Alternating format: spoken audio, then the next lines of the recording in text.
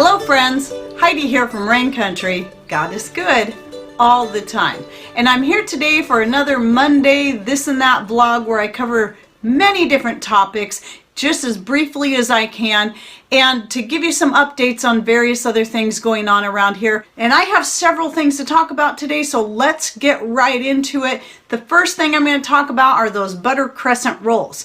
Now, I'm not going to give you the whole recipe because I already have out there. It's an older video, but it's my basic yeast bread recipe. Now, I do a little bit of changing to the recipe as I'm making it, depending on how I'm using it or on what I feel like at the time. So if I'm just using it for loaf bread, I might throw in sometimes some black seeds or Nigella sativa, or sometimes I'll put in flaxseed and chia seeds, or maybe I'll put in 4 or 5 different types of seeds, or none at all. It all varies depending on what I'm in the mood for or what exactly I'm using it in. So that bread recipe, I use it for making pizza crust, I use it for making dinner rolls, loaf bread, even cinnamon rolls. And I do have a couple recipes out there on rolls, sweet rolls, and I'll link you back to the one I did on the raspberry rolls. So it's very similar to the cinnamon rolls, except no cinnamon, just raspberry filling and icing.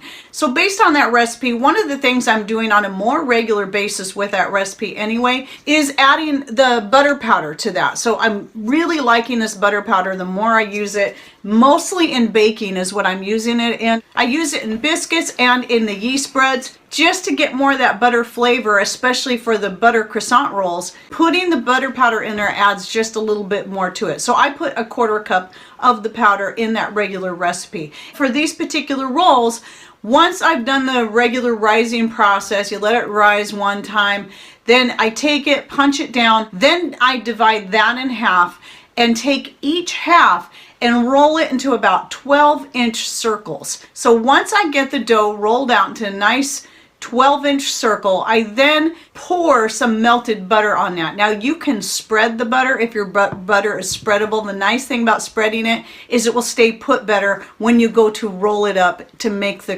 crescents. But because it's so cold in my house, I'm having to actually melt the butter in order to get it to where I can just pour it on there. And then I just take a silicone spatula and spread it more evenly across there. And then at that point, you divide it up. You cut it into sections. The amount you use is up to you. It depends on the size of rolls that you want to make. I decided to go with a little bit bigger rolls this time, so I divided each section into 8 parts, which is easy to do because you're gonna go this way, then this way, and that way, and you should end up with pretty evenly sized pieces. If you want to go a higher amount and have smaller rolls, then you start off the same way, dividing it vertically, horizontally, then take each triangle, each quarter, and divide that into 3 equal parts. Then you'll end up with a total of 12 from each circle. So at the end you'll have 24, where in this case I had 16 bigger rolls. Then you start from the widest part, the outside section, and you roll each piece up to the end and then slightly curve the edges in. And then when you go to lay it on your baking sheet, simply make sure that little corner, that last little piece, is laying on the bottom. So that way it's not going to come unrolled on you while it's baking. And then you're going to bake those at about 400 degrees for 18 to 20 minutes, depending on the color you want. With these, I like to go with a lighter golden color than maybe I would with my loaf bread. I try to get a little darker on top. Don't forget, if you're curious about the whole entire recipe, to check out the basic bread recipe I'll be linking to down below. And just remember, if you have that butter powder, go ahead and throw that in there. It is an excellent addition, but it's not necessary. You don't have to do that if you don't want to. Or if you just don't have the butter powder on hand. It's just an added bonus is all. Okay, let's talk about a few other things. So you might see something different behind me here. I've never thought to do this before. Even though we don't celebrate Christmas, people still send us Christmas cards, and what I have back here are the ones we've got from subscribers. And I want everybody to know we do very much appreciate that. Whether a person celebrates Christmas or not doesn't matter. It's the thought here that matters, and we do appreciate this. And so thank you for all of those who did this, and they were piling up in our mailbox because we don't get down to the post office box very often. And we finally got down there and, oh, look, all these cards. And so I decided this time I'm going to hang them up so everybody can see them, and I'm going to leave them up for probably about a month. That's what I usually do with Christmas cards. I usually just hang them on a different wall. But these particular ones are right here. Okay, and then another thing. So I only think to talk about hummingbirds in the wintertime because that's when we get hummingbirds. They usually come in the late fall and leave in the spring at some point, and they hang around us all winter. We have 3 now that return every winter, and it's great. I love them. And now you got to understand there's different breeds of hummingbirds, and some, yes, they tolerate winter weather just great. I tell you what, I'm going to talk about this more in a little bit. We usually don't get snow in December at all, especially not at the end of December. Usually for us, if we get snow, it comes in January or February and lasts for a day and then it's gone. Well, we've had a whole week of snow, and it's been kind of nice. But the thing is, I have to keep bringing in the hummingbird feeders because they keep freezing. So, and the chickens have not been out of the coop in days. I keep opening up that coop, but they're not coming out. They don't like the snow at all. So anyway, one thing I wanted to bring up, be it that you have spring and summer hummingbirds or fall and winter hummingbirds like we have, always make sure that, or if you're getting into hummingbirds, that this is the one thing I always keep just regular white cane sugar on hand. The reason I don't use the organic cane sugar is all the organic cane sugar I have still has molasses in it. You don't want to use that. You want the sugar that you use to make the nectar for your hummingbirds to be pure white cane sugar, not beet sugar. If it just says white sugar, it's beet sugar. And most sugar beets now are genetically modified. In fact, it's getting harder and harder to find some that are not because of all the cross-pollination with the GMO sugar beets to the non-GMO sugar beets. So anyway, I just got this bag in because I'm starting to run low on the pure white cane sugar that I have on hand for the sake of the hummingbirds because they go through a lot of nectar here in the wintertime. So I wanted to bring that up again. Now here's the reason why, is hummingbirds, their bodies, their little tiny bodies cannot handle the minerals that are in the molasses that's still left in a lot of your organic cane sugars. So any sugar that has color to it should not be used. If it has color to it, that means there's minerals in it. That's great for us, and that's why we like using that. But that should not be given to the hummingbirds because over time those minerals can build up in their bodies and can kill them. So keep it just the clean, pure white stuff. And please do not add any red food coloring. They do not need red food coloring to attract them to the hummingbird feeders. The amount you're looking at, and it's important that you stick with this because they need the calories, but they can't have it be too thick for them to be able to draw it out, and that is 1 part of sugar to 4 parts water. So I'll use 1 cup of water to a 1/4 cup of sugar. And you don't have to cook it. I just let it sit at room temperature and just keep stirring it until it dissolves. Because if you cook it to dissolve the sugar, then you still have to wait for it to cool down. And I found that that actually takes longer than just letting the sugar dissolve at room temperature and just come back and stir it every so often. So you don't need to warm it. So now let's talk a little bit about the snow. I'm just going to go ahead and throw a few photos in here that I gathered from different Facebook friends that have been posting some of the winter pictures. For a lot of you, this might seem boring, but for us, this is really actually unusual, especially when you see the pictures around like La Push, the beach area. Having snow right on the beach is very unusual, but it is has been very beautiful. But along with that has been some very, very cold weather, colder than usual, even with the snow. Usually when we have snow, it's warmer than when we don't have snow. But it has been very cold. And I have some here in our dining room area where we have a sliding glass door. I have some very thin curtains that I made out of sheets. And they've been fine for years, but it's been so cold that I've been having a difficult time holding the heat into the house. So what I did was I took those metal clothespins, those stainless steel ones where I've talked about in a 2 or 3 different videos. And if you don't have them, yeah, I'll link to them down below. I love those things. They're good for so many things, and I like them so much better than any of the wooden ones. And so I use them for my laundry, but I've used them for many other things. They're good at holding bags shut too. So anyway, for temporarily, I found an old sheet. It's something that we got at a garage sale along with a bunch of other ones ones that when I was collecting all that fabric for making things, and it was a perfect size sheet. I was able to attach it to the back side of that curtain as an extra layer of insulation, and just that alone, because I think especially because it was cotton, it really made a difference at holding the heat in.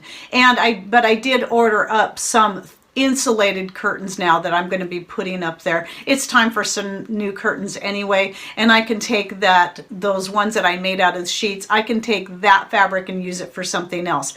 But anyway, so yeah, I did that there.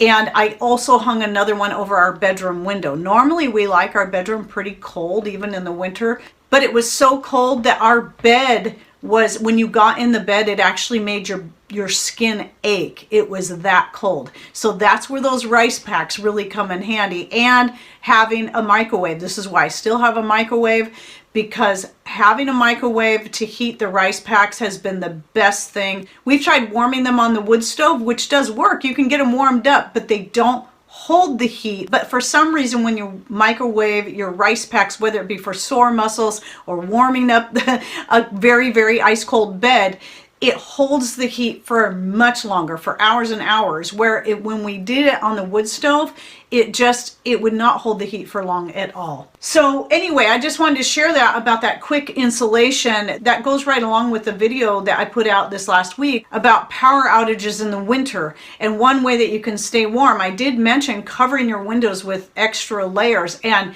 even just a sheet. You may be surprised at even just hanging a sheet, using some clothespins and clipping them up there, the difference it'll make in holding that heat in. Save those old sheets. They can be used for so many things. I do have a video out on recycling old sheets and other types of cotton fabric that I'll link to down below. It's actually part of a series of recycling different fabrics, such as denim and old t-shirts and so on. So that's just one of the ways. You just use it for an extra layer of insulation when you absolutely have to. And another one I wanted to talk about that would go with a video that published last week on wood stoves. Again, coming back to how cold it was too cold to do anything outside, and I had planned on barbecuing a steak one day for Patrick, and I realized I can't stand out here. It's just too cold. I mean, he hasn't been able to do much out in his shop, because he'd get out there, he'll do a few things and has to come back in because his shop is not heated, and his hands would just get too cold because he can't wear his gloves while he's putting together the generators and so on.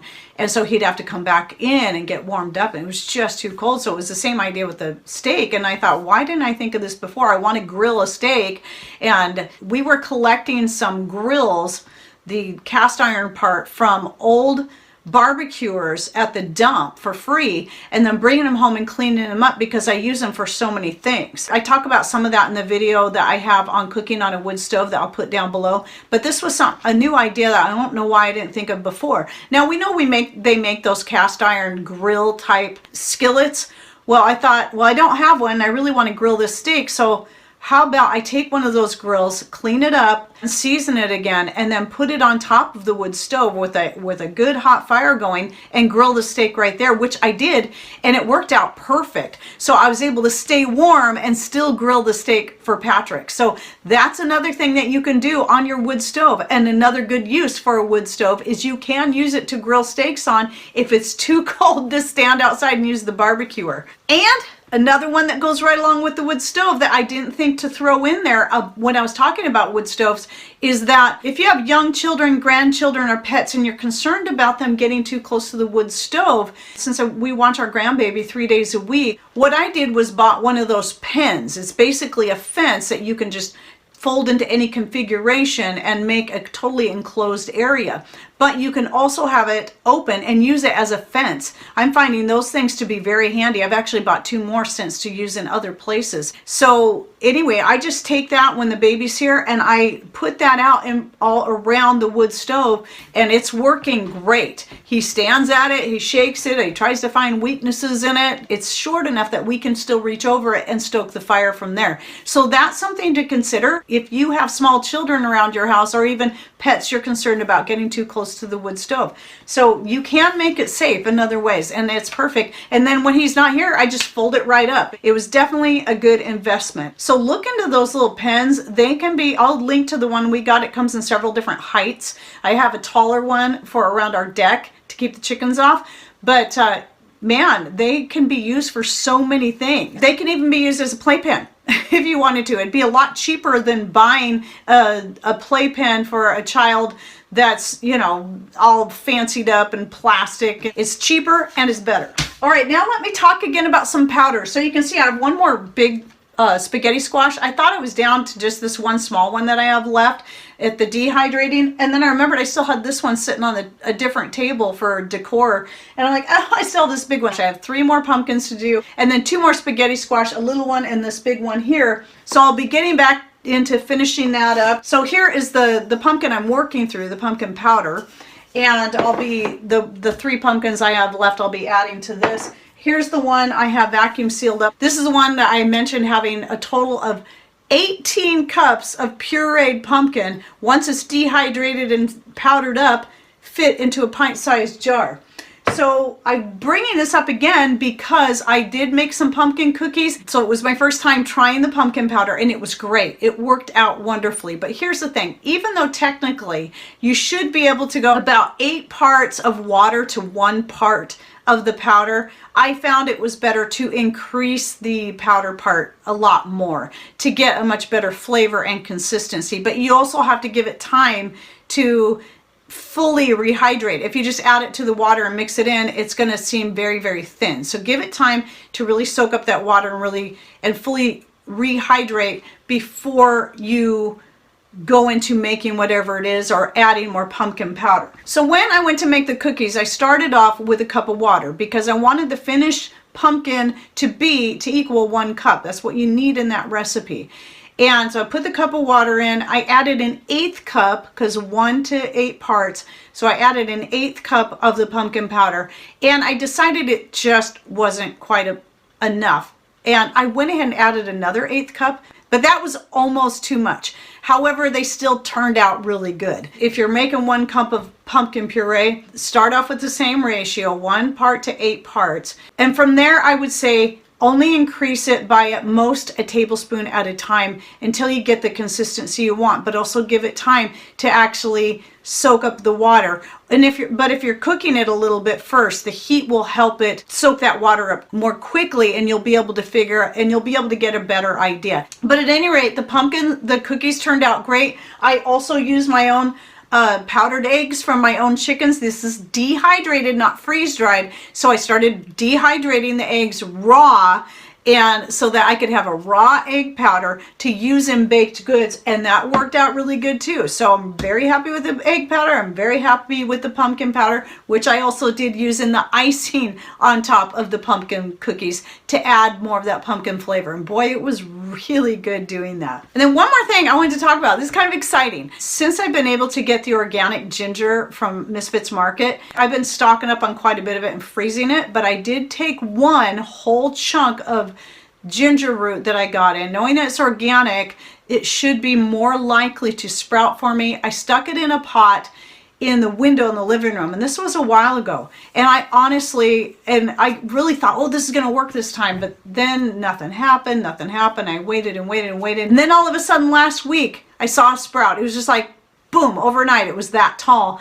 And today, for the first time, it's starting to leaf out. So here's a picture of it, and I'm really excited. So I'm actually getting a ginger plant for the first time. So now from here, I got to figure out what I'm going to do with it after this. So I'm just growing it in the house right now in a south-facing window, but I'm going to have to move it because that's also where I start my seeds, which I'm going to be doing probably next month.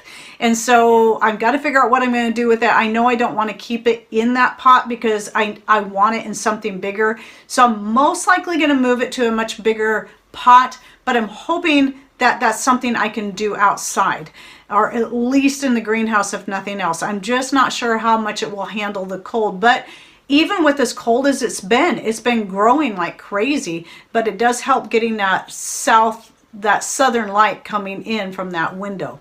Okay, well, I hope you enjoyed my this and that for the week, and if you got any questions about anything I talked about or any input you would like to share, go ahead and put those in comments down below. And don't forget to open up the description box where I'll be putting the links to all those videos and anything else I can think of by clicking on either show more right down here below my channel name, that's in all caps, if you're on a computer, but if you're on a smart device, it'll be in the form of a little gray triangle right over here.